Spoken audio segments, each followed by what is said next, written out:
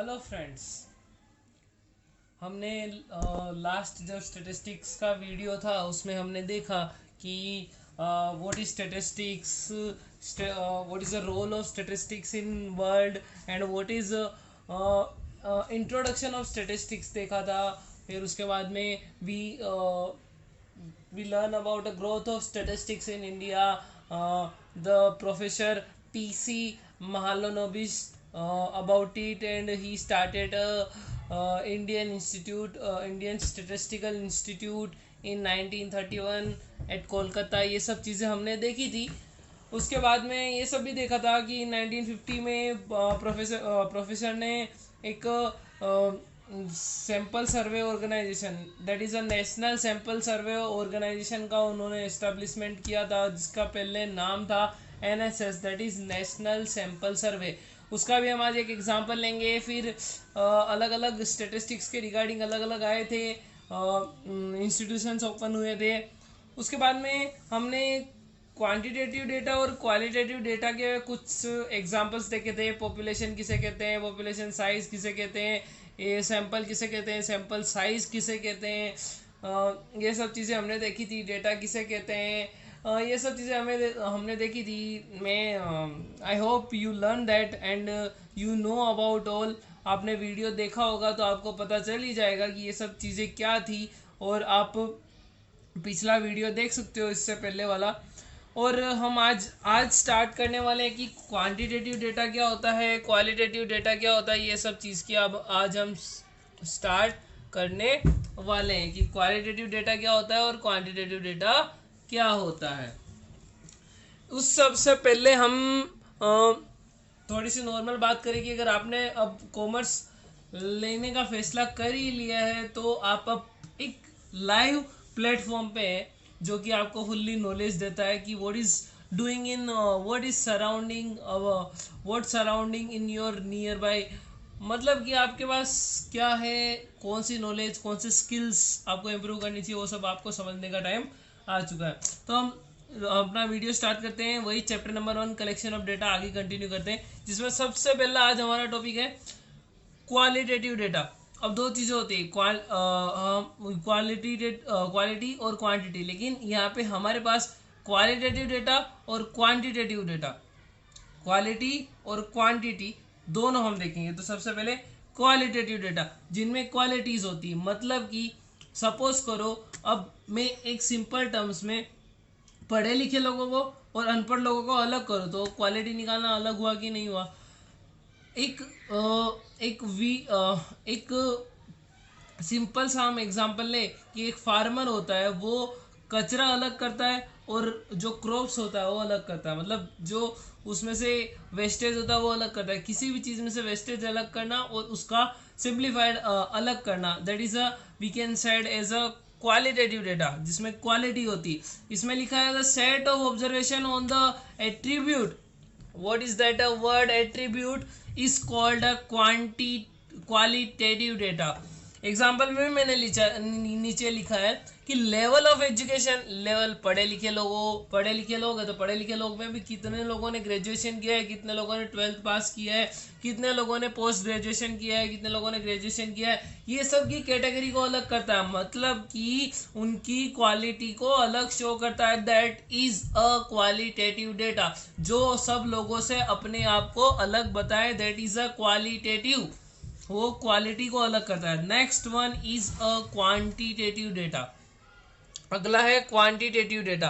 तो quantitative data किसे कहते हैं, सेम एज इट इज कि जिसमें डिजिट्स आए, that one word the numerical और डिजिट्स, मतलब कि हाइट कितनी है, वेट कितनी है, आप कितने पैसे कमाते हो मंथली, ये सब चीजें आए तो वो क्या है, क्वांटिटेटिव डेटा है। A set of observation on the numerical variable is called a quantitative data।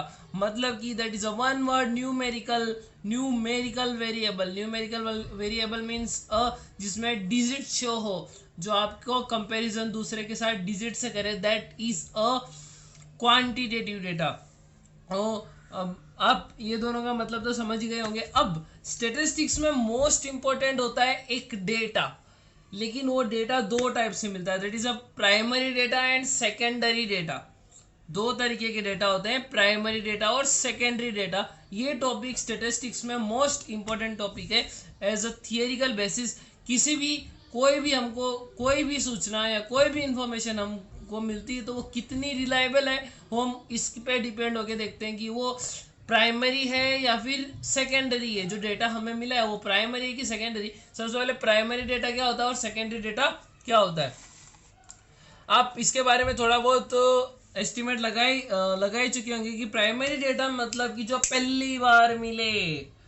What is जो पहली बार मिले मतलब लिखा गया है, देखो, the data originally collected by any authorised company, authorized agency or a investigation for a first time, that is a one word first time। किसी भी डेटा को फर्स्ट टाइम कलेक्ट किया हो वो डेटा प्राइमरी डेटा होगा। मतलब जिस data को फर्स्ट टाइम कलेक्ट करके यूज किया होगा that data is a primary data. Example में लिखा है the data collected by NSSO of population. NSSO की बात हमने की थी, वापस रिपीट कर देता हूँ। एनएसएसओ का एस्टेब्लिशमेंट हुआ था 1950 में। 1950 में इसका एस्टेब्लिशमेंट हुआ था। बाद में पहले इसका नाम एनएसएस था, that is a national sample सर्वे, लेकिन बाद में इसका नाम बदल के एनएसएसओ रख दिया गया था। मतलब एनएसएसओ ने क्या किया, जैसे हमारी पॉपुलेशन की काउंटिंग की, वो पॉपुलेशन की काउंटिंग उन्होंने फर्स्ट टाइम की, उनको ही पता है, तो that is a primary data. उसका दूसरा यूज होगा तब वो सेकेंडरी डेटा होगा। जब पहली बार पता चला तो वो डेटा प्राइमरी डेटा माना जाएगा। अब हम आगे चलते हैं सेकेंडरी डेटा की तरफ। सेकेंडरी डेटा क्या होता है ये हम देखेंगे next. That is a secondary data. Secondary data means, secondary data किसे कहते हैं, व्हाट इज सेकेंडरी डेटा। तो सेकेंडरी डेटा मतलब कि वही एग्जांपल हम कंटिन्यू करते हैं कि एनएसएसओ ने जो पॉपुलेशन काउंटिंग करके डेटा निकाला उसका यूज अगर प्लानिंग कमीशन करे, अपने प्लान का इम्प्लीमेंट करे इकोनॉमी को बढ़ाने घटाने के लिए, इकोनॉमी को इंक्रीज करने के लिए, तो that data will be convert into a secondary data. क्योंकि उस डेटा का उपयोग, उसका यूज सेकेंड टाइम कौन कर रहा है, प्लानिंग कमीशन उसका यूज कर रहा है, that is called a secondary data. यहाँ पे लिखा है देखो, when an authorized agency or investigator use the data collected by any other agencies or investigators, then such a data become a secondary data। मतलब किसी ने, अगर मुझे किसी डेटा का यूज करना है लेकिन किसी और ने, जैसे सपोज करो कि मुझे किसी इनकम बेस पे स्टूडेंट्स को अलग करना है, लेकिन इनकम का जो एक स्कूल है 11th स्टैंडर्ड, एक स्कूल है जिसमें 11th स्टैंडर्ड के बच्चे पढ़ रहे हैं, वो 11th स्टैंडर्ड के बच्चों के हिसाब से किसी टीचर ने अलग अलग इनकम वाइज उनको डिवाइड कर लिया। मतलब कि किसी टीचर ने सभी बच्चों के रिलीजियन के बारे में इंफॉर्मेशन ली है। ओके, अब मुझे रिलीजियन वाइज कितने जनरल कैटेगरी वाले, कितने ओबीसी वाले, कितने एससी वाले, कितने एसटी वाले, वो अलग करना है। तो लेकिन जिन्होंने पहले से आपके रिलीजियन की इंफॉर्मेशन ले रखी, उनसे मैं इंफॉर्मेशन लेके उनको अलग करूं, that is a secondary data. और जो उन्होंने रिलीजियन के बारे में इंफॉर्मेशन स्टूडेंट से ली थी, that is a primary data. Okay, next one, अलग अलग मेथड्स होती है। ये सेकेंडरी डेटा और primary data most IMP question है जो कि आपको पूछा ही जाएगा। आपका वीकली टेस्ट हो चाहे किसी भी टाइप का टेस्ट हो, आपको पूछा ही जाएगा what is secondary data, what is primary data, ये पूछा ही जाएगा, कुछ भी हो भले आप इसे मुकर सकते नहीं हो। और ये एक इजी सा टॉपिक है, एक पार्ट है स्टैटिस्टिक्स का बहुत बड़ा, जो कि आपको करना चाहिए और ये बहुत ही बेटर है। Next thing is data method of collecting primary data. Primary data को कैसे कलेक्ट किया जा सकता है, किस किस तरीके से प्राइमरी डेटा को कलेक्ट किया जा सकता है। सबसे पहला method of direct inquiry. Method of direct inquiry, मैं आपके घर पे गया, आपके बारे में सारी इंफॉर्मेशन पूछ ली, that is a method of direct inquiry. मुझे सपोज करो आप किसी स्कूल में पढ़ते हो, मैं उस स्कूल का टीचर हूँ, मुझे प्रिंसिपल सर ने कहा कि आपको उनके वहाँ से इन्फॉर्मेशन लेके आनी, तो मैं आपके बाजू वाले घर पे ना जाके आप सीधे आपके घर पे जाके आप पूछूं कि आपकी क्या आपने जो स्कूल में इन्फॉर्मेशन दी दैट इज आप अब आप घर पे जो इन्फॉर्मेशन दे रहे हो सब सिमिलर है, वो चीज़ें चेक करना, that is a direct inquiry, method of direct inquiry. मतलब खुद जाए, खुद कलेक्ट करे पूरा का पूरा डेटा, एक विजिट करके personally, that is a method of direct inquiry. मतलब कि an investigator himself collect the data, मतलब खुद वो पूरा का पूरा डेटा कलेक्ट करे by visiting personally to the field, किसी भी फील्ड में पर्सनली जाए, वो उस डेटा को खुद कलेक्ट करे, that data is a primary data, खुद पहली बार कलेक्ट करेगा तो वो डेटा प्राइमरी होगा ही होगा। Okay, next. अब आपके मन में ये क्वेश्चन भी अराइज होगा कि अगर विजिटिंग, जैसे एक कॉन्ट्रैक्ट, एक कंस्ट्रक्शन साइड में मिस्टर ए ने पहले जाके पर्सनली डेटा कलेक्ट किया, मिस्टर बी उसके बाद में आता है उसने पर्सनली डेटा कलेक्ट किया, तो वो मिस्टर ए का प्राइमरी डेटा होगा और मिस्टर बी का सेकेंडरी डेटा होगा? जी नहीं, दोनों पर्सनली गए, दोनों ने अलग अलग डेटा कलेक्ट किया है। मतलब कि उन्होंने वर्कर, जैसे मिस्टर ए गया उन्होंने वर्कर के बारे में डेटा कलेक्ट किया और मिस्टर बी गया उन्होंने भी वर्कर के बारे में डेटा कलेक्ट किया, लेकिन उनका वो प्राइमरी डेटा है क्योंकि मिस्टर बी ने मिस्टर ए के डेटा का किसी भी टाइप का यूज नहीं लिया, तो दोनों का डेटा प्राइमरी ही होगा। अगर मिस्टर ए वर्कर्स की इंफॉर्मेशन लेके आता है और मिस्टर बी उस इंफॉर्मेशन का यूज करके कोई दूसरी इंफॉर्मेशन निकाल रहा है, उस टाइम पे वो सेकेंडरी डेटा होगा, लेकिन दोनों गए और दोनों ने वही क्वेश्चंस किए, दैट इज दोनों का प्राइमरी डेटा ही होगा। Next thing, method of indirect inquiry. Indirect inquiry मतलब थर्ड पार्टी के थ्रू इंक्वायरी। मतलब कि नॉर्मली ये क्लासरूम में होता है सबसे ज्यादा कि एक जने को दूसरे जने के बारे में जानना होता है, लेकिन डायरेक्टली क्वेश्चन नहीं पूछ सकता, तो बीच में एक मीडिएटर को लाता है, वो मीडिएटर को बोलता है कि तू जाके उससे वो उससे पूछता है, वो आंसर करता है और वो आंसर आके वापिस फर्स्ट को बता देता है। मतलब मिस्टर ए मिस्टर बी को बोलता है कि मिस्टर सी से ये पूछो, तो मिस्टर सी मिस्टर बी को जवाब देता है और वही जवाब मिस्टर बी लाके मिस्टर ए को दे देता है। तो ये सब चीजें, ये आप मेथड ऑफ इनडायरेक्ट इंक्वायरी, मतलब हम उसमें इन्वॉल्व हैं लेकिन हमारा इन्वॉल्वमेंट कुछ नहीं है उसमें, फिर भी हम डेटा कलेक्ट करें, तो वो क्या है? Method of indirect inquiry. मतलब instant of any investigator data is obtained with the help of the third party, मतलब तीसरे की मदद से वो डेटा कलेक्ट किया, तो वो कौन सा डेटा हो जाएगा? Method of indirect inquiry. Next thing is method of questionnaires. Questionnaire क्या होता है? सबसे पहले क्वेश्चनरी क्या होता है? सपोज आप लोगों ने देखा ही होगा कि मोस्ट ऑफली आप जब स्कूल में पढ़ रहे हो तो बीएड के स्टूडेंट्स आते हैं जो कि आपसे इंफॉर्मेशन क्वेश्चनरी फॉर्म देते हैं, जिसमें आपको भरना होता है कि कैसे मतलब जो भी क्वेश्चंस होते हैं रिगार्डिंग उसको भर के देना पड़ता है।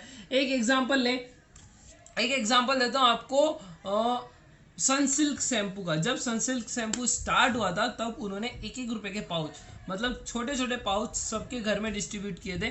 घर में पहले उनको यूज़ करवाया था, मतलब सभी ने उसका यूज़ किया था।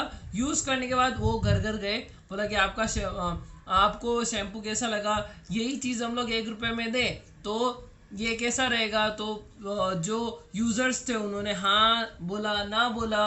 उसके बाद में बोला कि प्रोडक्ट की क्वालिटी कैसी है, यूज़र्स ने बोला ठीक है, अच्छी है। उसके बाद में यूज़र्स से पूछा कि 1 रुपए के पैकेट में हम लोग इतनी साइज़ रखेंगे, इतने ml रखेंगे तो चलेगा? तो उन्होंने बोला हाँ चलेगा, अच्छा है। तो ये सब चीज़ें क्वेश्चनरी फॉर्म में पूछी जाती, मतलब एक फॉर्म होता है जिसमें लिखा होता है, जैसे कि आप at a time of admission के टाइम पे आप स्कूल में किसी भी स्कूल में एडमिशन करवाने जाते हो तो स्कूल में क्या पूछते हैं? आपको एक एडमिशन फॉर्म देते हैं जिसमें आपको पूरी इन्फॉर्मेशन फिलअप होती। वहाँ पे आपको क्वेश्चन पूछा होता है, name, address, your father occupation, mother name, आपके लास्ट ईयर में परसेंटेज कितने आए, ये सब चीज़ें आपको वहाँ पे लिखी होती जो आपको फिलअप करनी पड़ती है।